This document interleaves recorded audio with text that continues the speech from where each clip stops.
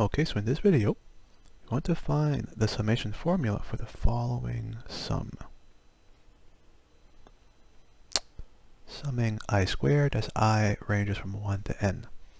If we expand this, we get 1 squared plus 2 squared plus 3 squared all the way up to n squared. So we are summing the first n squares. Once again, we do not want to sum the individual terms, but find a much more efficient way of finding the value of this sum by finding a summation formula. The argument will be very similar to the one given in the previous video. So we will start again with the special case with n equals 5. And if we look at now the summation, in this special case, we are summing the first 5 squares.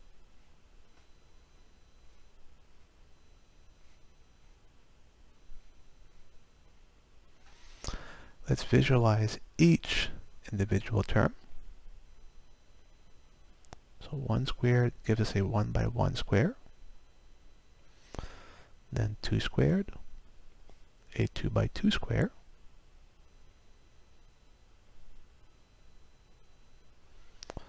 3 squared, a 3 by 3 square.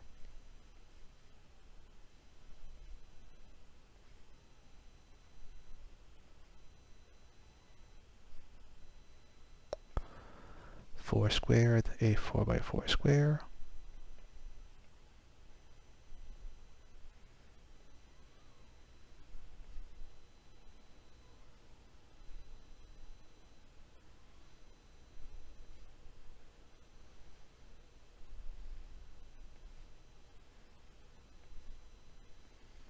And finally, 5 squared, a 5 by 5 square.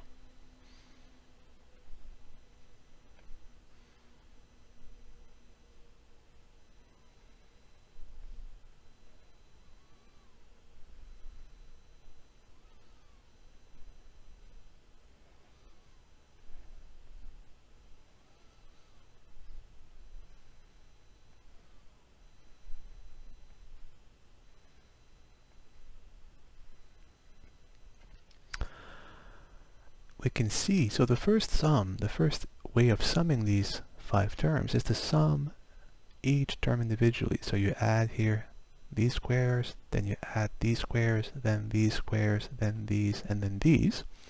That's the original way of summing these 5 terms.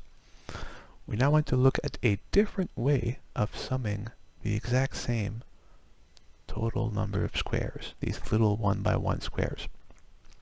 And we can see clearly that any given square contains inside of it all of the previous smaller squares, right? In the 5 by 5 square, there is the 4 by 4 square, the 3 by 3 square, the 2 by 2 square, and the 1 by 1. The same is true of the 4 by 4 square. It contains the 3 by 3, the 2 by 2, and the 1 by 1. The 3 by 3 contains the 2 by 2, the 1 by 1, and the 2 by 2 contains the 1 by 1 square. So we will use the same argument that we've used in our previous video with the line segments. We will embed all of the smaller squares into the largest 5 by 5 square by pushing them all into the bottom left corner. So we're going to put here the 4 by 4 square, then put in the 3 by 3, put in the 2 by 2, and finally put in the 1 by 1. So let's explicitly see that we are now embedding all of the smaller squares inside of the 5 by 5 square. So let's redraw the 5 by 5 square.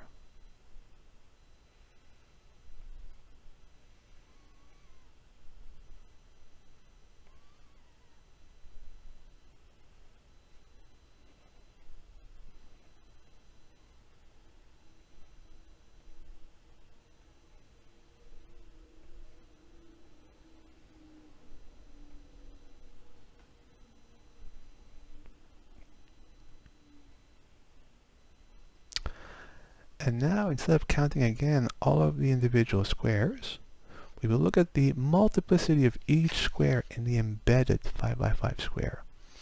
So we have the 4 by 4 square in here, and all of the smaller ones are inside. So the squares on the outer perimeter of the 5 by 5 squares are only present in the 5 by 5 squares. So these are only counted once.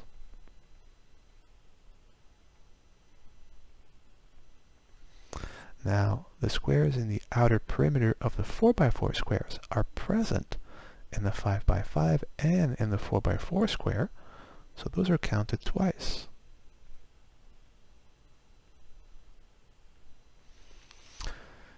The squares in the outer perimeter here of the 3 by 3 squares are present in the 5 by 5, 4 by 4, and 3 by 3, so those are counted 3 times. These squares are present in the 5 by 5, 4 by 4, 3 by 3, and 2 by 2 squares. So these are counted 4 times. And the bottom left corner, this little square here, is present into all of the previous 5 squares, and so it is counted 5 times. And now, in this way, instead of counting the squares individually one by one and adding up the total, we will pair up the squares with respect to their multiplicity. We will count the squares of multiplicity 1, then those of multiplicity 2, those of multiplicity 3, then 4, then 5. This is a completely different way of counting the same number of squares. So let's see what we get from this. Now we can count from 1 up to 5 or 5 down to 1. We will start with the square of highest multiplicity. So first we get 5. Then plus the squares of multiplicity 4. How many of those do we have? Well, we have 3. Then the squares of multiplicity 3. How many of those do we have? Well, 3 plus 2, 5. Then the squares of multiplicity 2. How many of those do we have? 4 plus 3, 7. And plus the squares of multiplicity 1. And how many of those do we have? 5 plus 4, 9. So now we have the expression, right? This is the same as this. We're counting the same squares, but in a different way. We now want to find a nice pattern for this expanded sum, right? So we have now the expanded sum. We want to go back to a compact form using sigma notation, which requires capturing the pattern of this new representation of, again, the same sum. So the multiplicity goes down by 1 every time, right? So we want to look at 5, so this will give us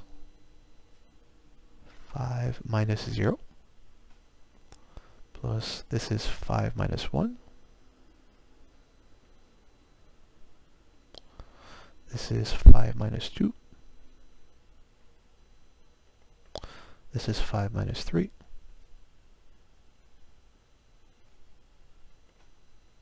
And this is 5 minus 4.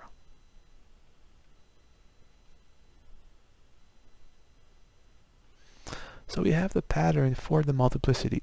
The multiplicity starts at 5 and then goes down by 1 more every time. From 5 to 4 to 3 to 2 to 1. Now we have to capture the pattern for the number of squares of a given multiplicity, the second half of our expression. There are 2 ways to look at this.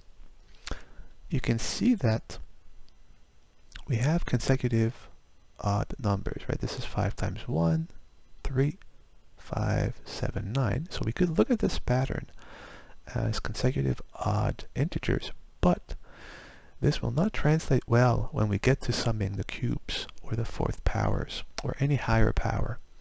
What we want here is to count the number of squares of a different multiplicity in a different way.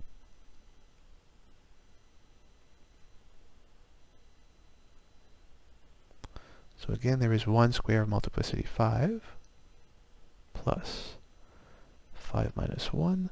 Now 3 was counting the squares of multiplicity 4 directly. What if we count them differently? Instead of counting them directly, what if we count all the squares in the 2 by 2 square? This is 2 squared. And then we subtract those that we don't want, the squares in the 1 by 1 squared.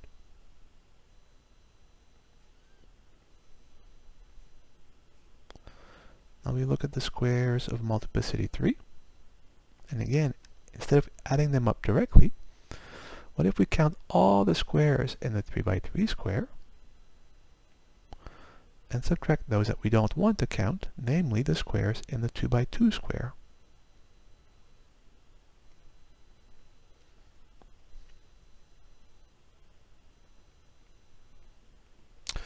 We counted 7 squares of multiplicity 2. Again, instead of counting them directly, we can count all the squares in the 4 by 4 square and subtract those that we don't want to count, namely the squares in the 3 by 3 square. And finally, 5 minus 4. How many squares have multiplicity 1? Well, again, instead of counting them directly, take all the squares in the 5 by 5 square and subtract those that we do not want to count, namely the squares in the 4 by 4 square. And now we have a rather interesting pattern. Right? What is this? Well, we are summing 5 terms. So I goes from 1 to 5. Let's look at each piece separately. Let's look first at the multiplicity. We have 5 minus 0, 5 minus 1, 5 minus 2, 5 minus 3, 5 minus 4. So it's 5 minus something. But it's not 5 minus I, because I starts at 1, and we need 0. When I is 2, we need 1. When I is 3, we need 2. When I is 4, we need 3. When I is 5, we need 4. So it's not I, but I minus 1. Now, how many squares are of each multiplicity? Well, we have here 1.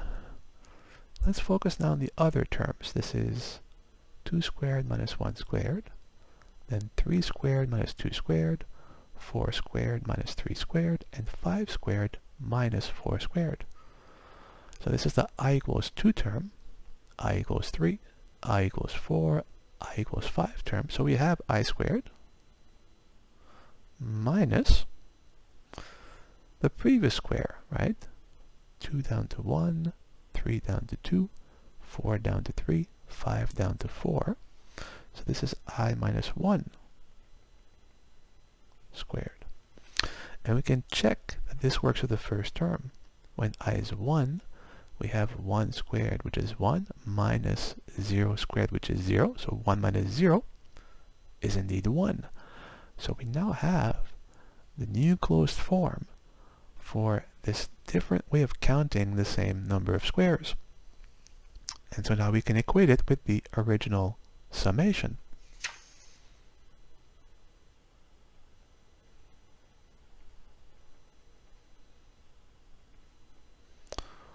We can count the first five squares directly, or we can arrange them by their multiplicity in this embedded fashion, and then count the number of squares of any given multiplicity. And if you look back now and ask, well, is there anything special here about n being 5? The answer is no. The argument we just gave works just the same if n was 6, 7, 8, and so on. So we can replace here the special case n equals 5 by the general case with n. As again, there is nothing special about 5. We just picked 5 so we could draw easily the largest square.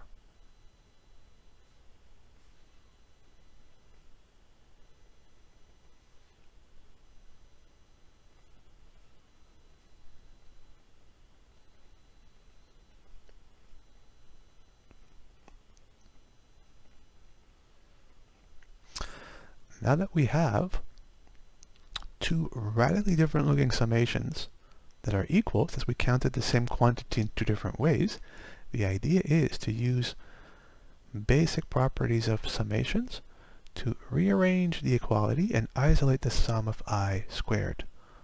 So let's go.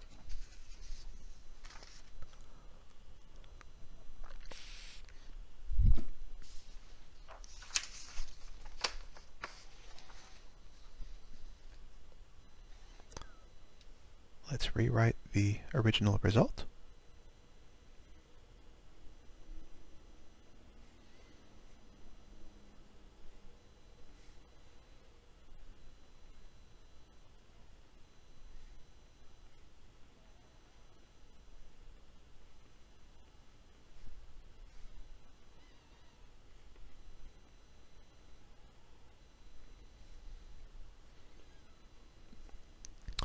We can distribute here and have n minus I plus 1.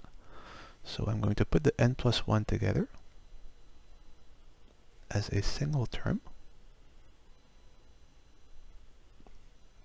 Minus I.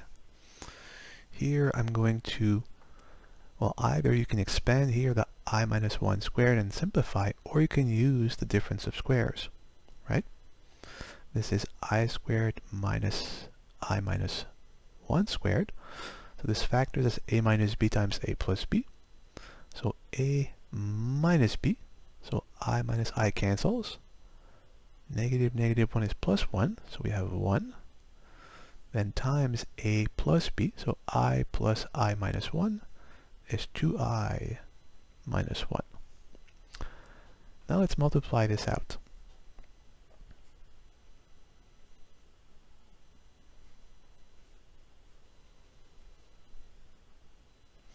So we can ignore the times 1.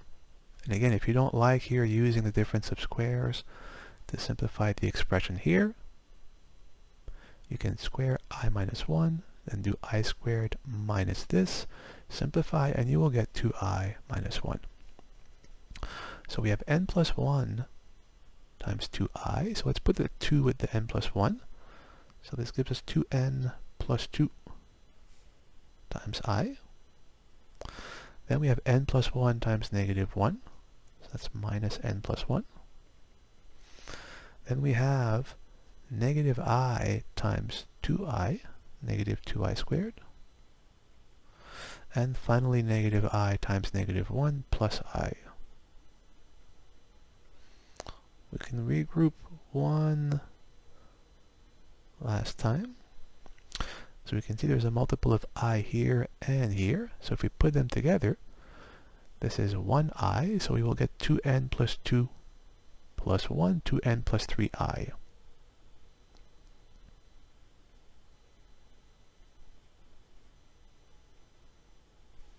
We have the constant term,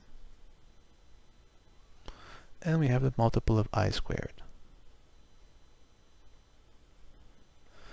And now we can use properties of summations, right? We can distribute the summation on each of the individual three terms.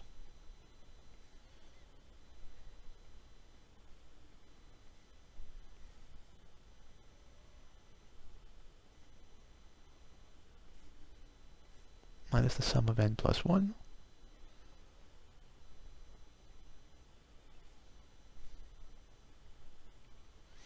Minus twice, or minus the sum of 2i squared. We'll factor the 2 outside after.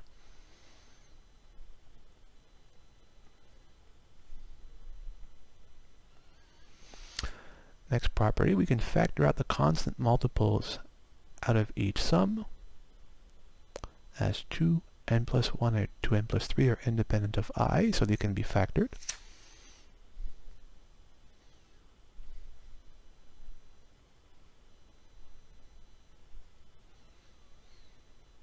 In the first case, we're left with the sum of I. If we factor n plus 1 in the second case, we're left here with a times 1, so the sum of 1. And here minus 2 times the sum of I squared. Now you might say here, well, we don't know what this sum is, so what's the point? The point is, this is not on its own. This is equal to the original direct sum. And notice that now we have the same sum on each side. So we can send this term on the left-hand side. The negative becomes a positive, so we have the summation plus twice of itself, which will give us 3 times of itself. And now things are getting interesting. 3 times the original summation of the first n squares is equal to these 2 terms.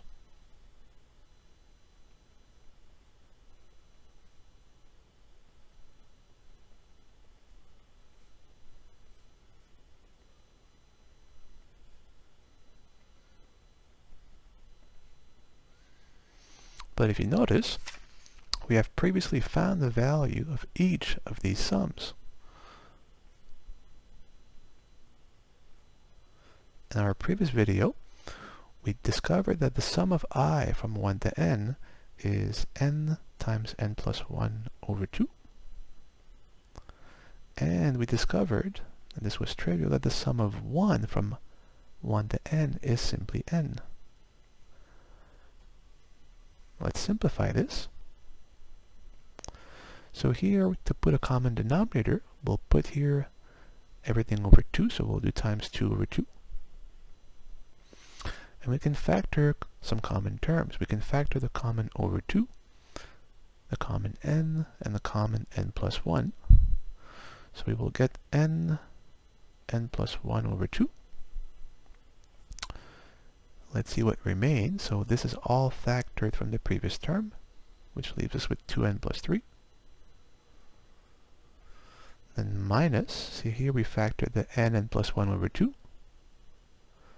So once we factor n plus 1 over 2, we're left with negative 2. This simplifies to 2n plus 1. So we get n times n plus 1 times 2n plus 1 divided by 2. And this is 3 times the sum of the first n squares.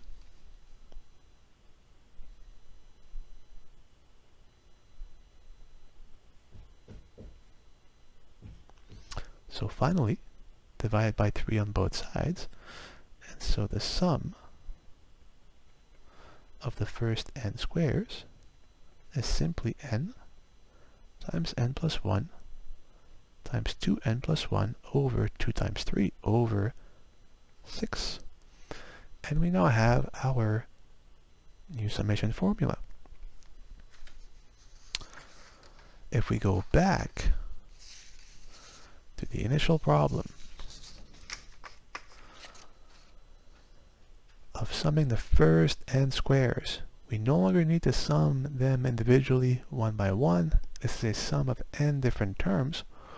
We can much more efficiently find the exact answer by simply calculating n times n plus 1 times 2n plus 1 over 6. And that's it.